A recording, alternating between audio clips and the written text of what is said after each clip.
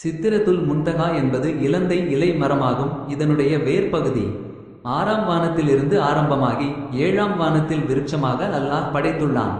அதன் இலைகள் யானையுடைய காதுகள் அளவுக்கு இருக்கும். அதனுடைய பழங்கள் பெரிய பெரிய கூஜாக்களைப் போன்று இருக்கும். அந்த இலந்தை மரத்தை சூழாக பிரகாசமாக வெளிச்சமாக இருக்கும். தங்கத்திலாலான வெட்டுக்கிளிகள் அதனை சூழாக பறந்து கொண்டே இருக்கும். 4 நதிகள் சித்திரத்துல் முன்தகா மரத்தின் வேர்பகுதியிலிருந்து 4 நதிகள் ஓடிக்கொண்டு இருக்கிறது. அதில் 2 நதிகள் சல் சபீல் கவ்சர் சொர்க்கத்திற்குள்ளும், மற்ற 2 நதிகள் நைல் யூப்ரட்டிஸ் சொர்க்கத்திற்கு வெளியேயும் உள்ளது.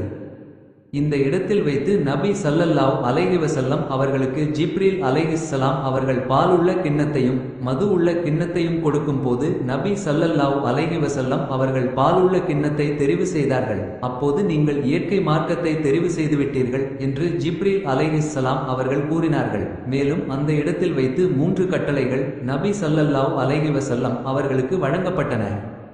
1. தொழுகை. 2. சூரத்துல் பகரா அத்தியாயத்தின் கடைசி 3 வசனங்கள். 3. இணைவைக்காத நிலையில் பெரும்பாவங்கள் செய்திருப்பின் அவர்களுக்கு மன்னிப்பு என்ற 3 கட்டளைகள் வழங்கப்பட்டன.